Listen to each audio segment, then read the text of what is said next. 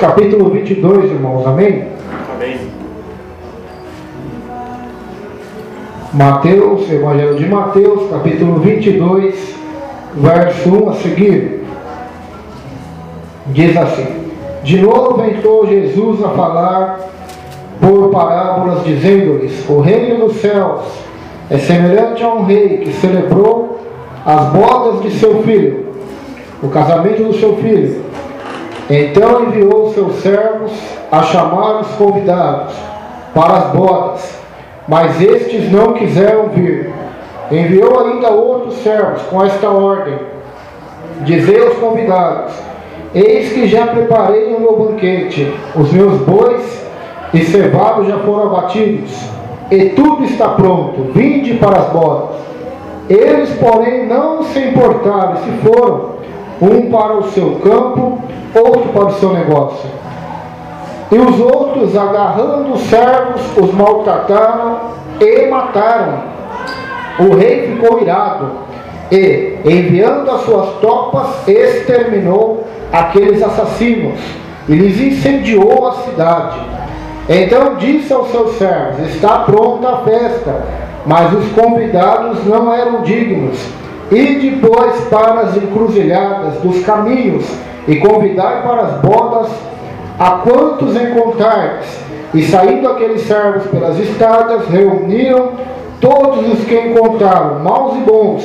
A sala do banquete ficou repleta de convidados.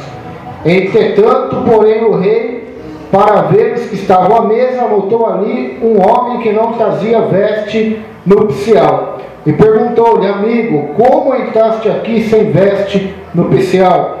E ele emudeceu. Então ordenou o rei aos serventes: Amarrai-o de pés e mãos e lançai-o para fora, nas trevas. Ali haverá choro e ranger de dentes, porque muitos são chamados, mas poucos escolhidos. Amém? Amém.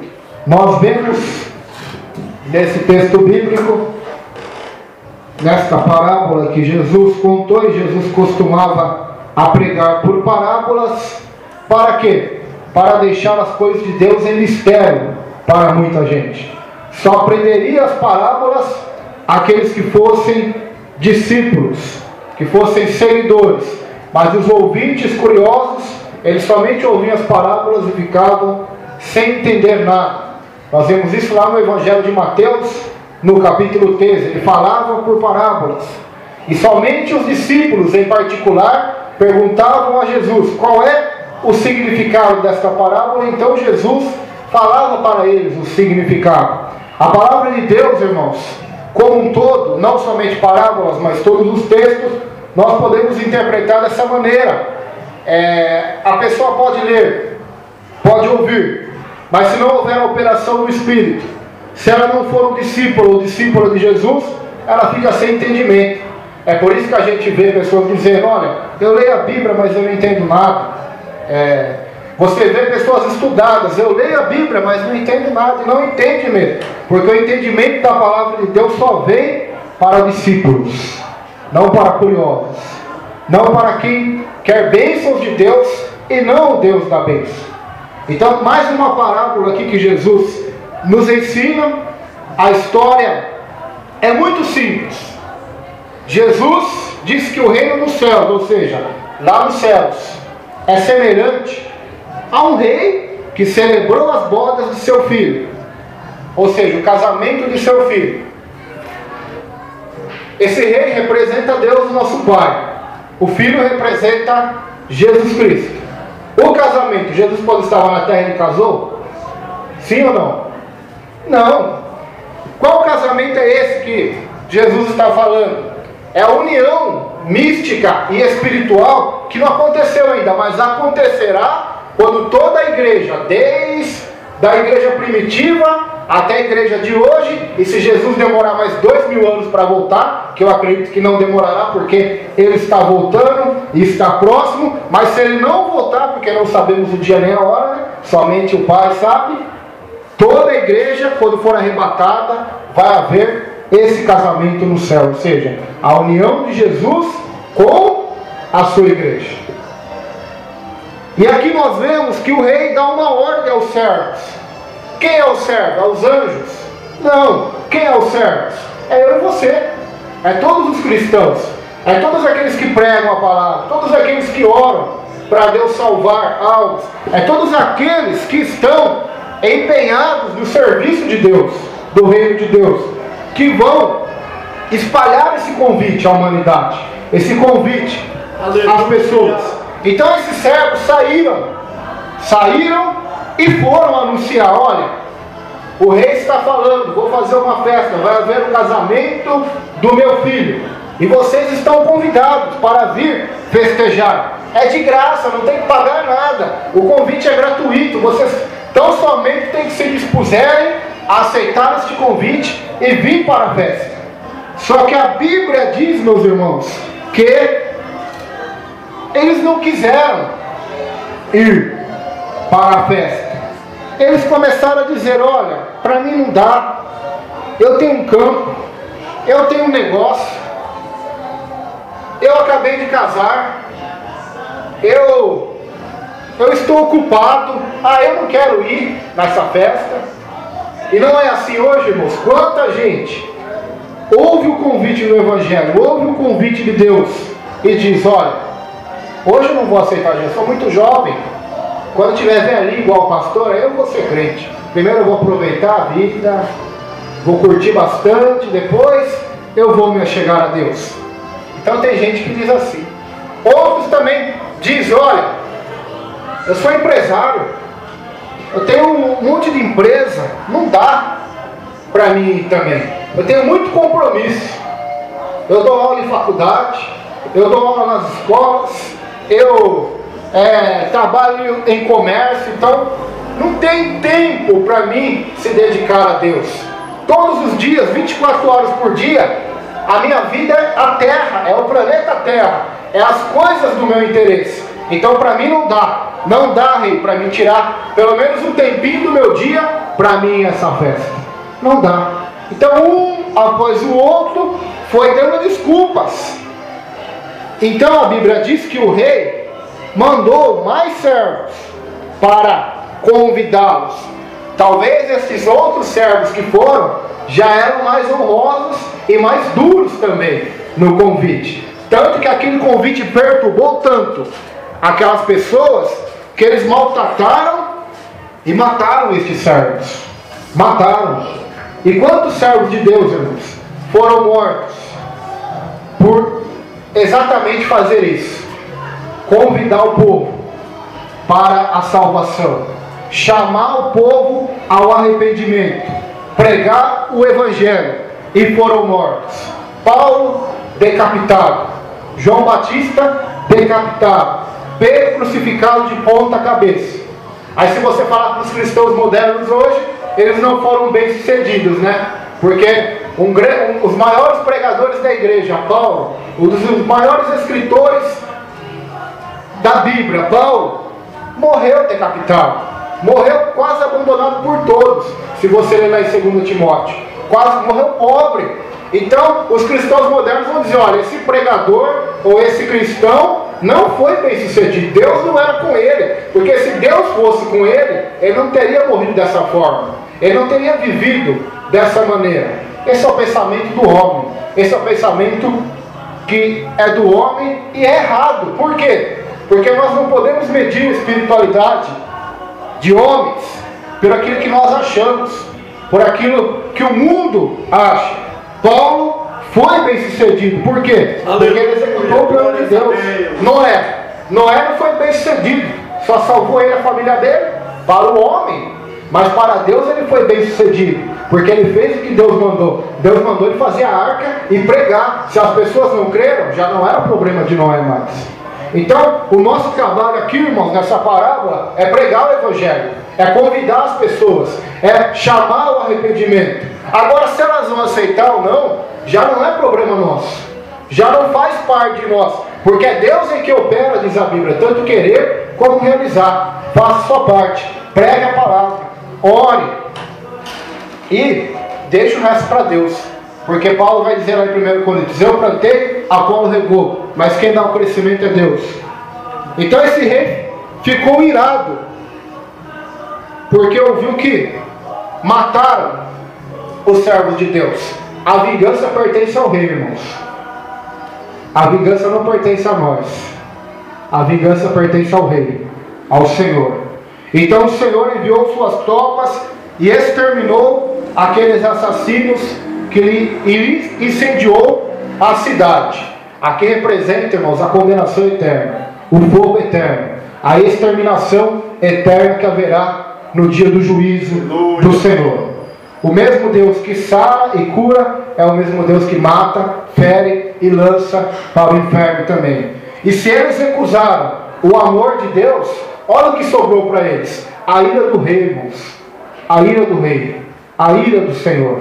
O Evangelho é exatamente isso, é Deus nos livrando da ira de Deus, da ira vindoura, da ira do julgamento, para ser salvos pela graça de Jesus Cristo. Mas quando nós rejeitamos o único meio do homem se salvar, então o que vai restar para nós? O juízo, a ira do rei. Jesus é o caminho, a verdade e a vida. Ninguém vai ao Pai se não for por Ele. E se a pessoa rejeitar esse convite, não resta mais salvação para ela. Não resta mais meio de Deus salvá-la. Então só vai restar para ela a ira do rei. A ira que enviou seus anjos, seus exércitos celestiais, exterminou aqueles assassinos e lhes incendiou a cidade. Então Deus perdeu, né? O céu ficou vazio, a festa ficou vazia. Não, Deus nunca perde, irmãos. Deus nunca perde. Não pense que você vai chegar no céu lá, o céu vai estar vazio, não. Embora a grande maioria que vive no planeta vai para o inferno, se você vai chegar no céu, ele vai estar cheio de almas ali, cheio de pessoas salvas, diz a Bíblia, de todas povos, tribos, línguas e nações.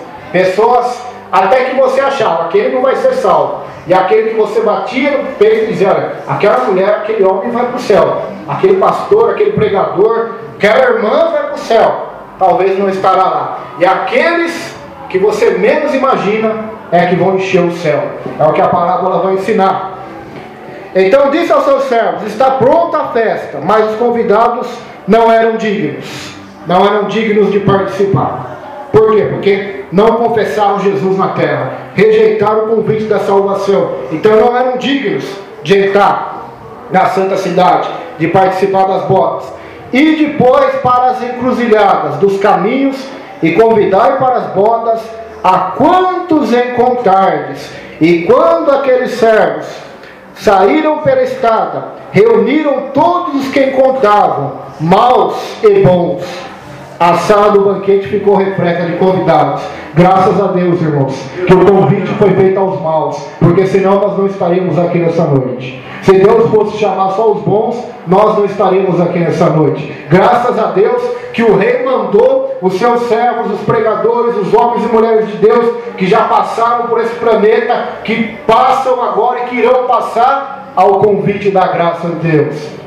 Graças a Deus, aquele ladrão na cruz foi salvo. Ele era mau, a morte dele era de cruz, porque ele era um criminoso terrível. Mas graças a Deus que ao lado direito dele estava Jesus. E quando ele aceitou o Senhor como seu rei e Senhor, o Senhor o levou para o paraíso. Mesmo ele sendo mau, mesmo ele não merecendo, mesmo ele tendo vivido uma vida inteira na desgraça, na miséria e destruindo o seu corpo e a vida dos outros, no último momento, a graça de Deus o salvou, que é Jesus. A graça de Deus o salvou, irmãos. Este é o Evangelho. Não pense que vai chegar crente no céu lá, de cabeça erguida, dizendo: olha, eu estou aqui porque eu consegui, porque eu sou bom, porque eu sou santo. Não. Todos que chegarem lá, a primeira coisa que vai acontecer, Apocalipse vai dizer isso: vão se colocar de joelhos, vão colocar as coroas da vida eterna no chão e vão dizer a Jesus: digno é o Cordeiro de receber a honra, a glória, a força e o louvor.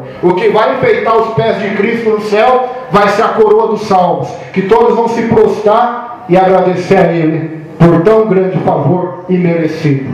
Este é o significado da graça: favor e merecido.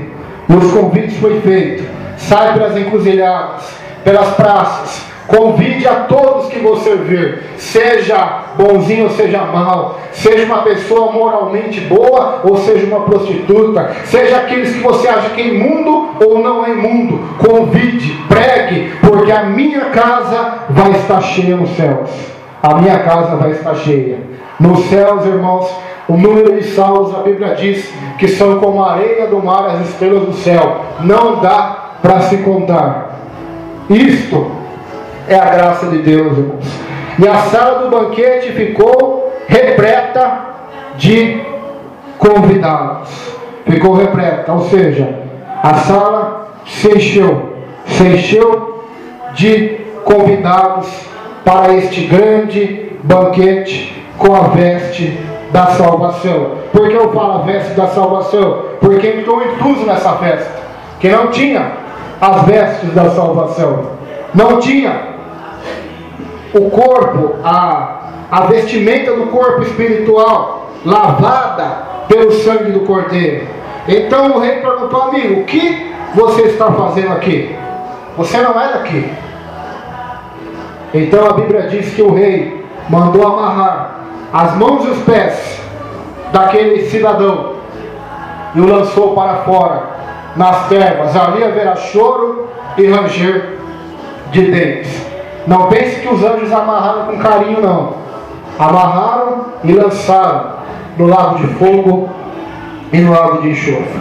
Então Jesus conclui a parábola dizendo: porque muitos são chamados, mas pouco os escolhidos. Muitos são chamados para a salvação. O convite é feito a muitos. Muitos são chamados, muitos ouvem a palavra de Deus, mas poucos o Senhor vai escolher para estar lá no céu. Porque a Bíblia diz em João capítulo 15: não foi vós que escolhestes a mim, antes eu vos escolhi e vos nomeei, para que vocês vão e deem fruto. A salvação, portanto, é a escolha de Deus, irmãos, para nos salvar e nos levar para a sua glória. Muitos estão sendo chamados, mas poucos são os escolhidos. Amém? Vamos ler a palavra da ceia já. 1 Coríntios. E nós já vamos estar entrando na ceia do Senhor, né?